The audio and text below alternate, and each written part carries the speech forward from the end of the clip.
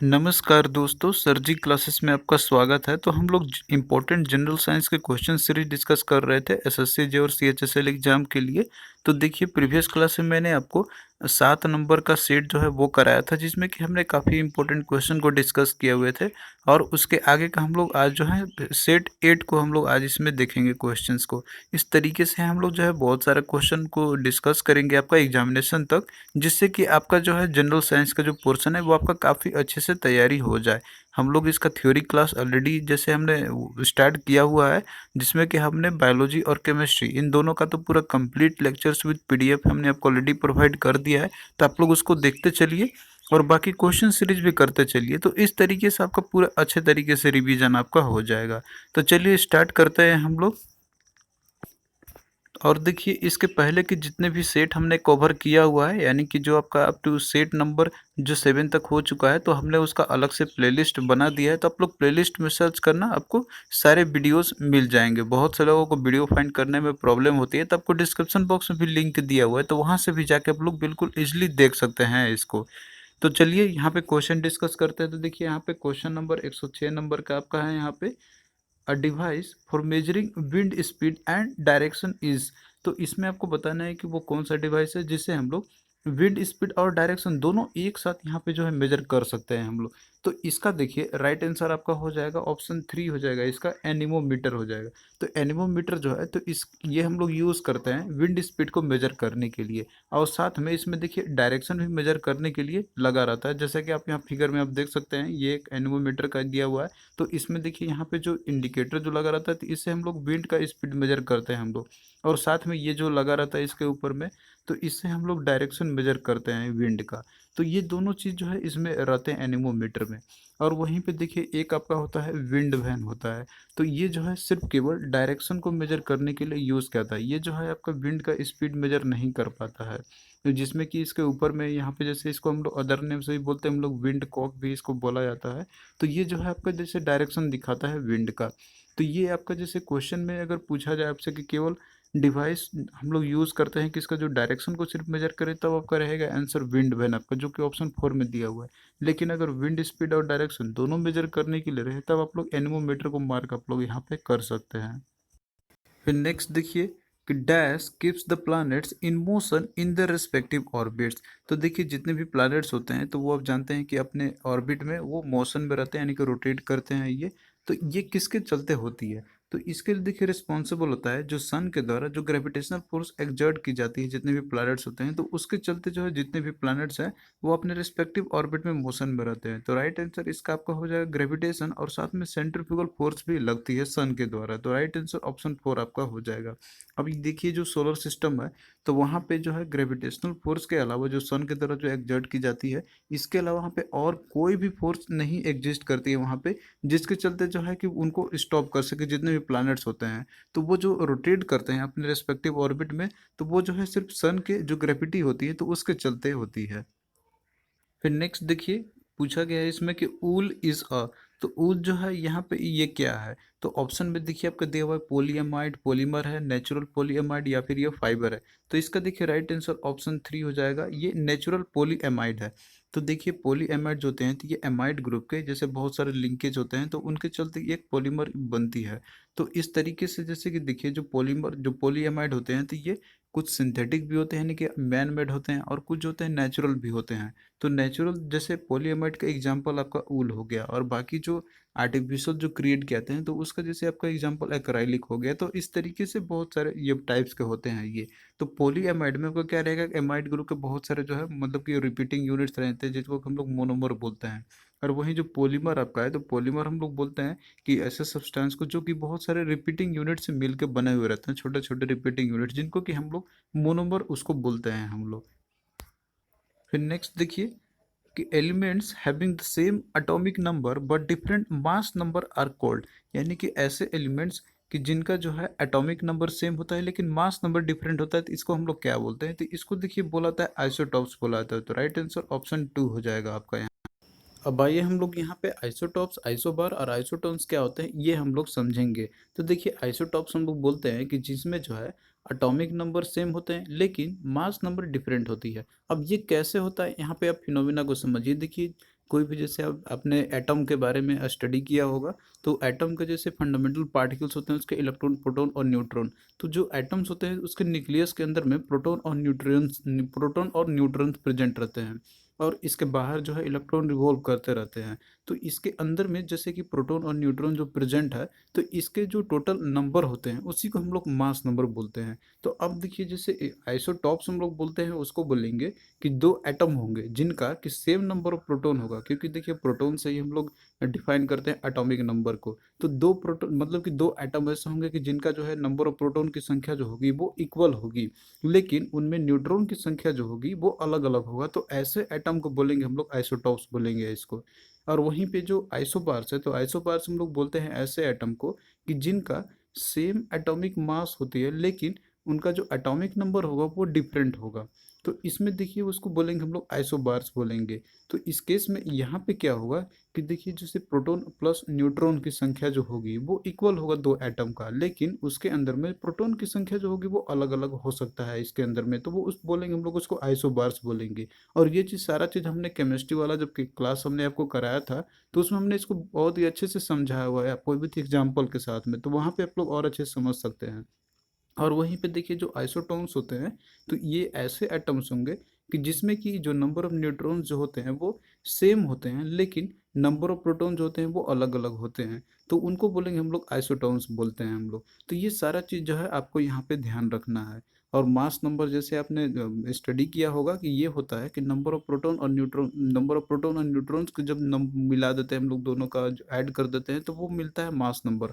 और वहीं पे जो एटॉमिक नंबर जो बनता है, तो एटॉमिक नंबर हम लोग इसको डिफाइन करते हैं कि नंबर ऑफ प्रोटॉन की संख्या जितनी होती है उसके बराबर। तो कोई भी केमिकल एलिमेंट है तो उसके अंदर में कितना नंबर ऑफ प्रोटॉन्स पाए जाते हैं न्यूक्लियस के अंदर में, तो उसी को बोलते हैं हम लोग एटॉमिक नंबर बोलते हैं हम लोग।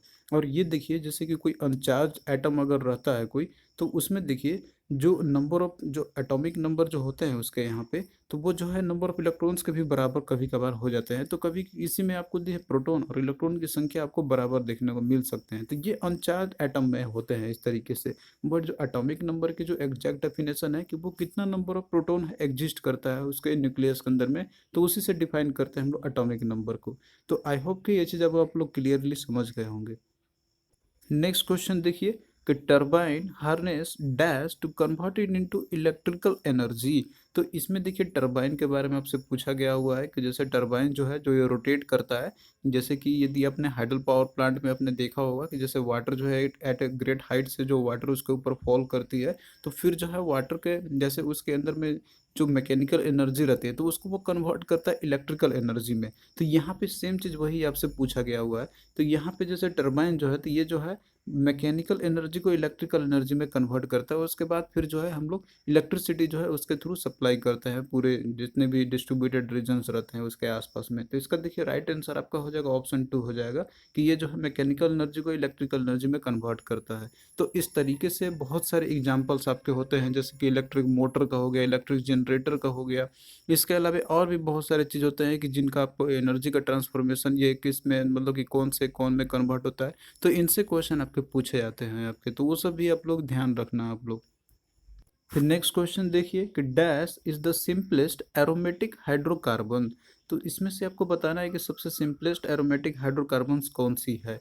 तो देखिए एरोमेटिक हाइड्रोकार्बन्स ये भी मैंने आपको केमिस्ट्री वाले क्लास में आपको बताया था कि जो एरोमेटिक हाइड्रोकार्बन्स वो होते हैं कि जो कि जिसके अंदर में आपको इधर या तो डबल बॉन्ड या ट्रिपल बॉन्ड उसमें रहेंगे, यानी कि ये जो होते हैं अनसैचुरेटेड हाइड्रोकार्बन्स होते हैं, जिसमें कि आपको एक बेंजीन रिंग आपको उसमें दिखाई देने को मिलेगा आपको। तो कोई भी कंपाउंड होगा तो उसमें एक सिंपलेस्ट जो फॉर्म होगा उसका वो एरोमेटिक हाइड्रोकार्बन्स का, उसमें बेंजीन रिंग आपका एक जरूर होगा। तो बेंजीन रिंग देखिए उसका जो फॉर्मूला होता है तो C6H6 रहता है। तो ये आपका क्या एक सिंपलेस्ट एरोमेटिक हाइड्रोकार्बन्स का मतलब ये क्या हो जाएगा, ये फॉर्म होगा उसका। तो कोई भी आप ले लीजिए एरोमेटिक हाइड्रोकार्बन्स, लेकिन उसमें जो सिंपलेस्ट जो फॉर्म रहेगा मतलब एक बेंजीन रिंग तो प्रेजेंट रहेगा ही रहेगा। तो इसका देखिए जनरल फार्मूला एक होता है CnHn रहता है इसका, लेकिन इसमें सिंपलेस्ट आपसे पूछा गया थर्मेटिक हाइड्रोकार्बन्स का, तो ये आपका हो जाएगा C6H6 हो जाएगा इसका, इनका राइट आंसर ऑप्शन 1 आपका हो जाएगा ये। नेक्स्ट देखिए कि dash protect the tooth from the wear and tear of chewing. तो देखिए कौन सा वो पोर्शन है कि जो आपके दांत जो होते हैं तो उसको जो है वियर एंड टीयर से बचाता है आपके, जब आप जैसे कोई फूड सब्सटेंस को आप च्यू करते हैं यानी कि उसको आप चबाते हैं उस समय। तो इसका देखिए राइट आंसर आपका हो जाएगा ऑप्शन 3 होगा, इनेमल इसका हो जाएगा। जो टूथ इनेमल होता है, तो देखिए इनेमल हम लोग बोलते हैं कि जो वाइट शाइनिंग जो सब्सटेंस आपका होता है जो बाहर से आपको दिखता है, तो उसी को बोलते हैं हम लोग इनेमल बोलते हैं। तो ये देखिए ये जो होता है ये सबसे स्ट्रॉन्गेस्ट सब्सटेंस होता है हमारे ह्यूमन बॉडी का। तो ये भी एक क्वेश्चन पूछा जाता है, तो ये भी आप लोग याद रखना। और ये जो है मतलब कि जो ये क्या करता है कि जितने भी आप डेली जो भी वियर एंड टियर जो होते हैं आपके, जैसे कि आप फूड सब्सटेंस को जब आप च्यू करते हैं उस समय, तो उससे ये आपको बचाता है। इसके अलावे जैसे आप कोई भी जैसे अगर मान लीजिए कोई गर्म चीज़ या कोई ठंडा चीज़ आप पीते हैं या खाते हैं, तो उसका इफेक्ट यानी कि जो फीलिंग्स जो होता है तो वो आपको इनेमल से ही आपको यहीं से फीलिंग पता चल जाता है, तो आप उसको तुरंत हटा देते हैं। तो उसके ये सारा चीज़ एहसास आपको कौन इनेमल ही कराता है आपको। तो यही जो है मेन है जो आपके दांत को जो है प्रोटेक्ट करता है आपका, यानी कि जो भी वियर एंड टियर होते हैं। इसके अलावा जैसे जो भी एसिड्स और केमिकल्स जो रहते हैं जो आपको डैमेज पहुंचा सकते हैं आपके दांतों को, तो यही जो है आपको वो अलग करता है यहाँ से। तो ये सारा चीज़ क्या है आपका यहाँ पे है कि जो मेन आपका क्या हो गया, इनेमल हो गया। और इनेमल कौन सा होता है पार्ट होता है, तो ये जो वाइट शाइनिंग जो सब्सटेंस होता है जो आपको बाहर से दिखता है, तो उसी को बोलते हैं हम लोग। और ये सबसे हार्डेस्ट सब्सटेंस भी होता है हमारे ह्यूमन बॉडी का। तो ये सारा फैक्ट आप लोग याद रखना। फिर नेक्स्ट देखिए कि a state of balance due to equal action of opposing force is called. तो इसमें आपसे क्वेश्चन है पूछा गया आपसे यहाँ पे कि वो स्टेट ऑफ बैलेंस वो कौन सा है कि जिससे कि आपका जैसे कि इक्वल एक्शन लगेगा उसमें अपोजिंग फोर्सेस के भी। तो ये आपका देखिए राइट आंसर ऐसे हो जाएगा, इक्विलिब्रियम हो जाएगा। तो इक्विलिब्रियम में देखिए होता क्या है कि ये एक स्टेट ऑफ ऐसा बैलेंस होता है कि जिसमें जो एक्शन और जो मतलब कि जो एक्शन और रिएक्शन फोर्स जो रहता है तो वो जो है बराबर हो जाता है। तो वो क्या हो जाएगा, इक्विलिब्रियम कंडीशन में अचीव हो जाते हैं। और बाकी देखिए यहाँ पे और भी जो टर्म आपका जैसे दिया म्यूचुअलिज्म प्रेडेशन का यहाँ पे जो क्या है इसका मतलब, तो ये भी हम लोग यहाँ पे समझते हैं। तो देखिए यहाँ पे जो म्यूचुअलिज्म जो वर्ड आपका है, तो ये एक ऐसा इकोलॉजिकल इंटरेक्शन दर्शाता है दो स्पेसिस के बीच में कि जहाँ पे हर एक स्पेसिस को नेट बेनिफिट होता है। यानी कि कोई एक स्पेसिस है तो कोई दूसरा जो स्पेसिस होगा, तो उन दोनों को मतलब कि आपस में अगर जुड़े हुए हैं तो दोनों को बेनिफिट मिलेगा। ऐसा नहीं कि कोई एक स्पेसिस है केवल वही बेनिफिट ले रहा है, तो वो चीज़ नहीं है। मतलब कि ऐसे जो एक इंटरेक्शन होता है इकोलॉजिकल इंटरेक्शन का है ये फिनोमिना है कि जहाँ पे बोथ जो ऑर्गेनिजम्स होंगे तो दोनों को जो है एक मतलब कि नेट बेनिफिट आपस में मिलेगा ही मिलेगा। तो इसी टर्म को बोलते हैं हम लोग म्यूचुअलिज्म बोलते हैं। और वहीं पे देखिए जो सेकेंड आपका था इसमें प्रेडेशन था। तो प्रेडेशन जो है तो ये एक बायोलॉजिकल इंटरेक्शन है बिटवीन जो भी ऑर्गेनिजम्स रहते हैं, जिसमें कि एक जो ऑर्गेनिजम्स रहता है इसमें वो प्रीडेटर होता है और दूसरा होता है प्रे होता है। अब यहाँ पे देखिए प्रीडेटर हम लोग बोलते हैं ऐसे ऑर्गेनिजम्स को या फिर ऐसे एनिमल्स को या फिर कोई भी जो जीव होगा कि जो कि दूसरे को मार के खाता है यानी कि उसको किल करता है। और यहाँ पे प्रे कौन होता है कि जो उसका शिकार होता है। जैसे कि आप फिगर में यहाँ पे आप देख रहे हैं ये प्रेडेशन का जैसे फिनोमिना आपको दिखा रहा है यहाँ पे।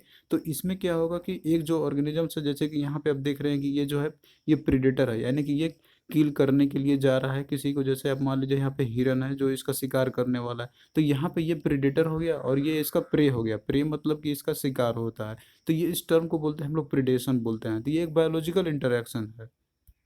फिर नेक्स्ट क्वेश्चन देखिए कि current remains the same in dash circuit. तो करंट जो है किस कौन से सर्किट में जो है सेम रहती है। तो इसका देखिए राइट आंसर आपका हो जाएगा ऑप्शन 3 हो जाएगा, सीरीज सर्किट हो जाएगा। तो देखिए सीरीज सर्किट में जो करंट जो फ्लो होता है तो वो जो है इक्वल ही रहता है। मतलब कि जितने भी उसके अंदर में रेजिस्टेंस या फिर जो डिवाइसेस कुछ भी लगे रहेंगे तो वो आपका सेम ही रहेगा। जैसे कि आप एग्जांपल के थ्रू समझिए, यहाँ पे ये आपका एक सीरीज सर्किट है कि जिसमें से जो है 0.3 एम्पियर का करंट फ्लो कर रहा है। तो अगर मान लीजिए कि यहाँ पे 3 रेजिस्टेंस लगा हुआ है एक सीरीज में, तो सभी के पास जो है तो 0.3 जो एम्पियर का करंट है तो वो सभी से ही फ्लो करता हुआ जाएगा यहाँ पे। तो यहाँ पे क्या हो रहा है, करंट जो है सेम ही रह रहा है। तो ये क्या आपका सीरीज सर्किट का एग्जाम्पल है। और वहीं पे देखिए जो पैरेलल सर्किट रहता है तो इसमें जो है करंट सेम नहीं रहेगा, यहाँ पे करंट का डिवीजन हो जाता है। तो यहाँ पे आप देख रहे हैं जैसे करंट आई फ्लो हो रहा है यहाँ पे, तो अब जैसे कि पैरेलल में यहाँ पे 3 जो है रेजिस्टेंस लगे हुए हैं, तो अब इनके पास सेम करंट फ्लो नहीं होगा। यहाँ पे ये करंट जो है आई बढ़ जाएगा, जैसे I1 I2 और I3 में ये बढ़ जाएगा ये। तो करंट जो है वो आपका सीरीज में सेम रहेगा, सेम फ्लो करेगा, लेकिन पैरेलल में ये डिवीजन इसका हो जाता है। तो ये दो चीज़ आप लोग ध्यान में रखना। फिर नेक्स्ट क्वेश्चन देखिए कि the lightest solid metal is, तो यहाँ पे आपसे पूछा गया हुआ है कि जो सबसे हल्के और ठोस धातु कौन सी है। तो इसका देखिए राइट आंसर ऑप्शन 3 हो जाएगा, लिथियम है। तो लिथियम जो है तो ये सबसे जो है लाइटेस्ट सॉलिड मेटल के कैटेगरी में आता है। और ये देखिए पीरियोडिक टेबल की यदि हम बात करते हैं तो इसमें देखिए एटॉमिक नंबर इसका होता है 3 होता है, जो कि आपको ये ग्रुप नंबर आपको ये फर्स्ट में मिलेगा और पीरियड नंबर 2 में आपको ये मिलेगा। और ये जो है अल्कली मेटल के जैसे कि ये ग्रुप में भी आता है। अल्कली मेटल हम लोग जैसे कि आपने देखा होगा कि जो फर्स्ट ग्रुप के एलिमेंट जो होते हैं तो वो सारे अल्कली मेटल्स होते हैं। और ये हाईली मतलब कि क्या होता है कि इनके जो प्रॉपर्टीज होते हैं इनके, कि जैसे ये अल्कली मेटल्स का आपके हो गया कि ये स्ट्रॉन्गेस्ट बेस जैसे होते हैं, स्ट्रॉन्गेस्ट बेस बनाते हैं ये जब रिएक्शन होता है इनका। तो और भी बहुत सारे प्रॉपर्टीज इनका होता है। तो ये सारा चीज़ आप लोग पीरियोडिक टेबल से वहाँ पे आप लोग देख सकते हैं इसको। फिर नेक्स्ट देखिए कि पीएच स्टैंड्स फॉर, तो पीएच जो है ये किसका मतलब कि आपको बताना है कि ये इसका फुल फॉर्म क्या होता है। तो पीएच का देखिए मतलब होता है कि पोटेंशियल ऑफ हाइड्रोजन। तो इसका मतलब होता है कि जैसे कोई भी सब्सटेंस है उसको जब हम लोग टेस्ट करते हैं तो उसमें कितना हाइड्रोजन का टेस्ट किया गया हुआ है, तो ये चीज़ बताता है पीएच। तो आप लोग से फुल फॉर्म पूछा गया है यहाँ पे पोटेंशियल ऑफ हाइड्रोजन का। अब यहाँ पे देखिए जैसे पोटेंशियल यानी कि जो पीएच से जो भी आपसे क्वेश्चन पूछे जाते हैं, जैसे कि पीएच में आपका पूछा जाता है कि इसका रेंज कितना से कितना के बीच में होता है। तो ये आपका 0 से लेकर 14 के बीच में होती है। और जो 7 होता है पीएच नंबर उसको न्यूट्रल बोलते हैं हम लोग। और जो 7 से कम होता है यानी कि जैसे 7 से लेकर 0 तक के बीच में, तो उन सारे जो ऐसे जो प्रॉपर्टीज होंगे इसके तो वो सारे एसिड्स के होंगे। और 7 से ऊपर जो होगा तो वो बेस के प्रॉपर्टीज होंगे इसके। अब इसमें से एग्जाम्पल भी आपसे पूछ लिया जाता है कि जैसे बैटरी का जो एसिड रहता है, जिनकी जो हाइड्रोक्लोरिक एसिड इसके पीएच कितनी होती है, तो ये 0 होता है। वही लेमन जूस की बात करें तो विनेगर का, तो इसका अप्रॉक्सीमेट पीएच होता है तो वो 2 के आसपास होती है। उसी तरीके से आपसे बहुत सारे क्वेश्चन भी इसमें से आपसे पूछे जा सकते हैं। तो ये सारा चीज़ हमने केमिस्ट्री वाले पोर्शन में आपको जो है ऑलरेडी ये बता दिया है, तो आप लोग उसको अच्छे से देखना। फिर नेक्स्ट देखिए कि which gas smells like a rotten egg, यानी कि रोटेन एग के जैसा कौन सा गैस जो है स्मेल करता है। तो इसका देखिए राइट आंसर ऑप्शन 3 हो जाएगा, हाइड्रोजन सल्फाइड हो जाएगा। तो हाइड्रोजन सल्फाइड जो है तो इसकी जो स्मेल होती है तो वो एक रोटेन एग की तरह होती है, यानी कि सड़े हुए अंडे की तरह होती है। इसके अलावा देखिए जो गार्बेज होते हैं, जो नली में जो रहते हैं गार्बेज, तो वहाँ से भी जो है हाइड्रोजन सल्फाइड की स्मेल आती है। नेक्स्ट क्वेश्चन देखिए कि mixture of sand and silicate is, तो मिक्सचर ऑफ सैंड और सिलिकेट कौन सा है, तो इसका एग्जाम्पल कौन सा है आपको बताना है। तो इसमें देखिए राइट आंसर इसका हो जाएगा ऑप्शन 2, ग्लास हो जाएगा। तो ग्लास जो होता है तो ये सैंड और सिलिकेट का मिक्सचर होता है। फिर नेक्स्ट देखिए कि dry ice is an example of, तो ड्राई आइस जो है तो ये किसका एग्जाम्पल है। तो यहाँ पे देखिए जो ड्राई आइस दिया हुआ है तो इसको हम लोग जैसे सॉलिड कार्बन डाइऑक्साइड को ही बोलते हैं हम लोग। लेकिन यहाँ पे आपसे ये प्रोसेस पूछा जा रहा है कि ये मतलब किसमें जैसे ये किसका एग्जाम्पल है। तो ये देखिए एक सब्लिमेशन का ये एग्जाम्पल है। तो राइट आंसर ऑप्शन 3 इसका हो जाएगा। अब देखिए सब्लिमेशन प्रोसेस में होता क्या है यहाँ पे कि इसमें जो है कोई भी सब्सटेंस रहता है तो वो अपना इंटरमीडिएट स्टेट में नहीं जाता है, वो डायरेक्टली जो है मतलब कि वो एक इंटरमीडिएट स्टेट क्रॉस कर जाता है। यानी कि कोई भी सॉलिड है तो वो गैसेस स्टेट में चेंज हो जाता है बजाय कि वो लिक्विड स्टेट में जाए अपना। तो ड्राई आइस जो है तो ये जैसे इसका कॉमन नेम ये है, इसका सॉलिड कार्बन डाइऑक्साइड का है। तो ये जो है मेल्ट नहीं करता है, लिक्विड स्टेट में ये नहीं जाता है। जब इसको हम लोग हीट करते हैं तो ये डायरेक्टली जो है मतलब कि जो सॉलिड है तो ये डायरेक्टली गैस में कन्वर्ट हो जाता है। तो इसी प्रोसेस को हम लोग सब्लिमेशन बोलते हैं। तो ड्राई आइस जो है तो ये इसका बेस्ट एग्जांपल है। और देखिए इसका जैसे हम लोग यूज़ करते हैं बहुत सारे जगहों पे जहाँ पे जो है लोअर टेम्परेचर की ज़रूरत पड़ती है। और वहाँ पे जैसे वाटर आइस भी जैसे हम लोग यूज़ कर सकते हैं लोअर टेम्परेचर के लिए, लेकिन जो है ये रेसिड्यू अपना लिफ्ट करता है बिहाइंड अपना। लेकिन ड्राई आइस जो है तो कोई भी रेसिड्यू नहीं रखता है अपने पीछे जब ये मतलब कि स्टेट में चेंज हो जाता है। तो इस तरीके से ये जो है बहुत ही मतलब कि जैसे इसको फिर एज ए लोअर टेम्परेचर के रीजन पे या फिर जो है इसको प्रिजर्वेशन के लिए भी इसका यूज़ किया जाता है। यानी कि जो फ्रोजन फूड्स होते हैं तो इस तरह के उनको प्रिजर्व करने के लिए या फिर जो वहाँ पे मैकेनिकल कूलिंग की ज़रूरत पड़ती है तो वहाँ पे जो है मतलब कि जहाँ पे भी मैकेनिकल कूलिंग की ज़रूरत पड़ती है तो वहाँ पे इन सभी चीज़ों का यूज़ किया जाता है ड्राई आइस का। तो आई होप कि इसके बारे में अब आपको समझ में आ गया होगा। तो थैंक यू दोस्तों, आपको कैसा लगा ये लेक्चर आप लोग कमेंट करके ज़रूर बताना। और इसी तरीके से हमारा सीरीज जो है चलता रहेगा क्वेश्चन का आपका, जितने भी जनरल साइंस के आपके इंपॉर्टेंट जो भी क्वेश्चंस होंगे। तो आप लोग वीडियो को अधिक से अधिक शेयर करते रहे अपना फ्रेंड्स के अमंग, ताकि हमें मोटिवेशंस मिलता रहेगा। तो चलिए फिर मिलते हैं नेक्स्ट वीडियो में, तब तक के लिए बाय।